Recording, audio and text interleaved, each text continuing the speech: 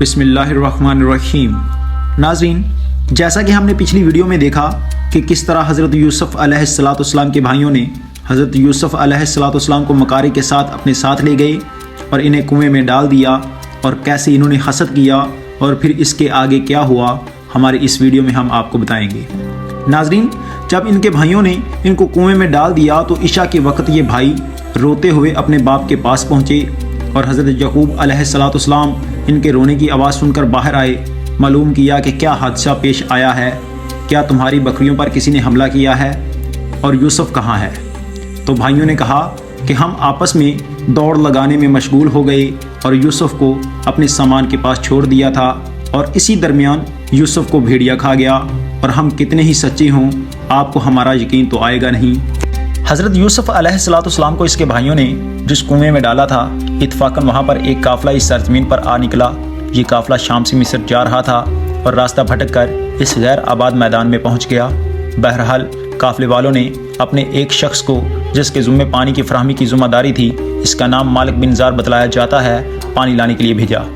جب اس نے کنویں میں ڈول ڈالا تو حضرت یوسف علیہ السلام نے ڈول کو پکڑ لیا، اور جو ہی ڈول نکالا اس نے تو ایک کم سن نہایت ہی ہوبرو بچہ برآمد ہوا، اور ایک خوبصورت بچہ اس ڈول کے ساتھ برآمد ہوا۔ وہ فوراً ہی چلا اٹھا کہ بڑی خوشی کی بات ہے، یہ تو بہت بڑا اور اچھا بچہ نکل آیا ہے۔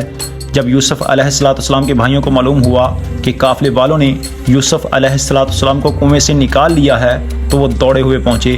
اس مقام پر بعض مفسرین نے لکھا ہے کہ اس کے بھائیوں نے حضرت یوسف علیہ السلام کو قافلے والوں کے ساتھ فروخت کر دیا، مگر مفسرین کے اس قول کی تائید نہ تو تورات سے ہوتی ہے اور نہ ہی روایات سے ہے اور نہ ہی قرآن عزیز کی آیات سے، بلکہ حقیقت یہ ہے کہ قافلے والوں ہی نے یوسف علیہ السلام کو کنویں سے نکالا اور غلام بنا لیا اور مال تجارت کے ساتھ اس کو مصر لے گئے۔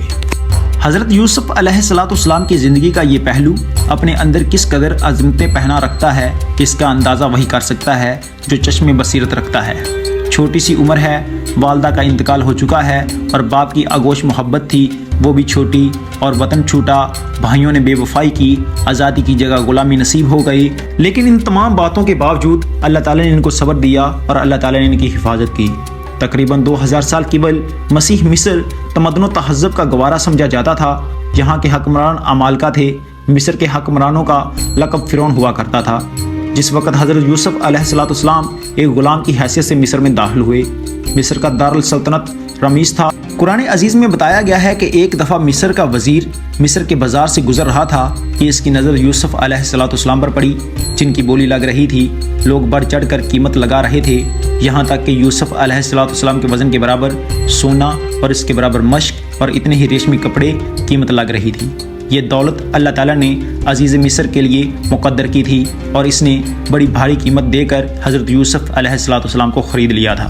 آپ کی جوانی کا عالم یہ تھا کہ آپ نہایت ہی حسین و جمیل تھے، اور آپ کی خوبصورتی کی وجہ سے مصر کی بیوی آپ پر دل ہار چکی تھی اور آپ پر جان قربان کرنے لگی تھی۔ مگر یہ کیسے ممکن تھا کہ حضرت یعقوب علیہ السلام کا بیٹا اس ناپاک کام میں مبتلا ہو اور عزیز مصر کی بیوی کے ناپاک عزم کو پورا کرے؟ انہوں نے مصر کی بیوی کے ساتھ بدفعلی کرنے سے انکار کر دیا، اور انہوں نے سوچا کہ اگر میں ایسا کروں تو ظالم ٹھہروں گا، اور ظالموں کے لیے انجام و مال کے اعتبار سے کبھی فلاح نہیں ہے۔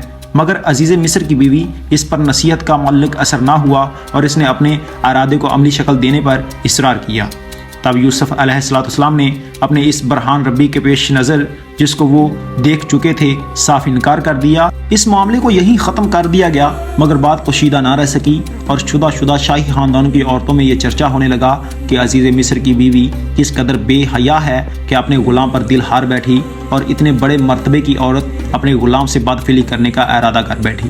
آہستہ آہستہ اس تان و تشبیہ کی خبر عزیز مصر کی بیوی تک پہنچ گئی، اور اس کو یہ بات ٹھیک نہ لگی تو اس نے انتقام لینے کا ارادہ کیا، اور ایسا ارادہ کیا کہ وہ دوبارہ ان پر تان نہ کریں۔ اور یہ سوچ کر اس نے ایک روز شاہی خاندان کی عورتوں کو کھانے کی دعوت دی۔ سب نے ترنج یا گوشت وغیرہ کاٹنے کے لیے چھریاں ہاتھ میں لے لیں۔ تب عزیز کی بیوی نے حضرت یوسف علیہ السلام کو حکم دیا کہ وہ باہر آئیں۔ حضرت یوسف علیہ السلام مالکہ کے حکم سے باہر نکلے تو تمام عورتیں جمال یوسف کو دیکھ کر، یعنی کہ یوسف علیہ السلام کی خوبصورتی کو دیکھ کر دنگ رہ گئیں۔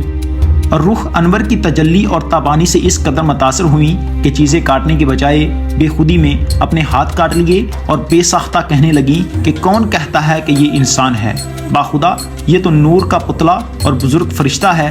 یہ دیکھ کر عزیز کی بیوی بے حد محفوظ ہوئی اور اپنی کامیابی اور اس کی شکست پر فخر کرتے ہوئے کہنے لگی کہ یہی تو وہ غلام ہے جس کے عشق و محبت کے بارے میں تم نے مجھ کو مطعون کر رکھا ہے۔ اب اس کو دیکھ کر خود تمہارا حال کیا ہے؟ اب تم خود ہی بتاؤ، میرا یہ عشق بجا ہے یا بے جا؟ مصری عورتوں کی یہ مدہوشی دیکھ کر اس کو مزید حوصلہ ہو گیا اور اس نے شرم و حیا کے سارے حجاب درکنار کر کے اس نے اپنے برے ارادے کا ایک مرتبہ پھر اظہار کیا اور یہ بھی کہا کہ بے شک میں نے اس کا دل اپنے قابو میں لینا چاہا تھا مگر وہ قابو میں نہ ہوا، مگر یہ کہہ دیتی ہوں کہ اگر اس نے میرا کہنا نہ مانا تو اس کو جیل جانا پڑے گا اور بہت ذلیل و خوار ہوگا۔ ناظرین، ان حالات کا اندازہ کیجیے جن حالات میں یوسف مبتلا تھے۔ 19-20 سال کا ایک خوبصورت نوجوان ہے جو بدیانہ زندگی سے بہترین تندرستی اور بھری جوانی لے کر آیا ہے اور جلا وطنی اور جبری غلامی کے مراحل سے گزرنے کے بعد قدرت اسے رئیس اور رکن سلطنت کے گھر لے آئی ہے اور یہاں پہلے تو خود گھر کی بیگم ہی اس کے پیچھے پڑ جاتی ہے جس سے اس کا شب و روز کا سابقہ ہے اور پھر اس کے حسن کا چرچا پورے دار سلطنت میں ہونے لگتا ہے اور پھر شہر کے امیر گھرانوں کی عورتیں اس پر فریفتہ ہو جاتی ہیں۔ اب ایک طرف وہ اور دوسری طرف سینکڑوں خوبصورت جال ہیں جو ہر وقت ہر جگہ اسے پھانسنے کے لیے پھیلے ہوئے ہیں۔ اس حالت میں یہ خدا پرست نوجوان جس کامیابی کے ساتھ ان شیطانی ترغیبات کا مقابلہ کرتا ہے وہ بجائے خود کچھ کم قابل تعریف نہیں، مگر وہ اس قدر سخت امتحان میں بھی خدا سے دل ہی دل میں مدد کی التجا کرتا ہے کہ اے میرے رب، میں ایک کمزور انسان ہوں اور میرا اتنا بل بوتا کہاں کہ میں ان سے بے پناہ ترغیبات کا مقابلہ کر سکوں۔ تو مجھے سہارا دے اور مجھے اپنی پناہ میں رکھ، اور ڈرتا ہوں کہ کہیں میرے قدم نہ پھسل جائیں۔ جب حضرت یوسف علیہ السلام نے عزیز مصر کی بیوی کے ساتھ بید فعلی کرنے سے انکار کر دیا تو حضرت یوسف علیہ السلام کو قید خانے بھیج دیا گیا اور آپ کو ایک معصوم کو مجرم قرار دے دیا اور اس کو قید خانے میں قید کر دیا گیا۔ حسن اتفاق یہ کہ یوسف علیہ السلام کے ساتھ دو نوجوان بھی قید خانے میں داخل ہوئے۔ یہ دونوں نوجوان شاہی دربار سے وابستہ تھے، ایک ان میں سے بادشاہ کا ساقی تھا اور دوسرا شاہی باورچی خانے کا ذمہ دار۔ جس زمانے میں یہ واقعہ پیش آیا اس زمانے کے فرعون کا نام ریان بن ولید تھا۔ بیان کیا جاتا ہے کہ مصر کے کچھ لوگوں نے جو بادشاہ سے کسی وجہ سے ناراض تھے بادشاہ کو راستے سے ہٹانے کی سازش کی اور اس کا آلہ کر ان دونوں نوجوانوں کو بنایا اور ان کو یہ لالچ دیا کہ اگر تم بادشاہ کے کھانے یا پانی میں زہر ڈال کر بادشاہ کو ہلاک کر دو گے تو تمہیں بہت سارا مال دیا جائے گا۔ یہ دونوں نوجوان اس پر آمادہ ہو گئے مگر بعد میں ساقی اس معاملے سے الگ ہو گیا، لیکن دوسرا اس پر قائم رہا اور بادشاہ کے کھانے میں اس نے زہر ملا دیا۔ جب کھانا بادشاہ کے سامنے آیا تو ساقی نے عرض کیا کہ آپ اس کھانے کو نہ کھائیں اس لیے کہ یہ کھانا زہر آلود ہے، اور خباز نے جب یہ صورتحال دیکھی تو کہا کہ بادشاہ سلامت، آپ یہ مشروب نہ پئیں اس لیے کہ اس میں زہر ملا ہوا ہے۔ اور بادشاہ نے ساقی سے کہا کہ تم اس مشروب کو پیو، چنانچہ ساقی نے پی لیا، اس کو کوئی نقصان نہیں ہوا۔ اس کے بعد دوسرے نے کہا کہ تم یہ کھانا کھاؤ، اس نے انکار کر دیا۔ وہ کھانا ایک جانور کو کھلا کر تجربہ کیا، چنانچہ وہ جانور معصوم کھانا کھا کر مر گیا۔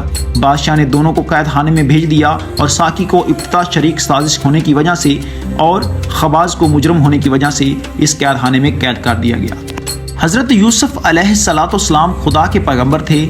دعوت و تبلیغ کے ساتھ ساتھ عبادت و ریادت، تقوی، طہارت، راست بازی اور حسن و کرداری کے لحاظ سے قید خانے میں ممتاز تھے۔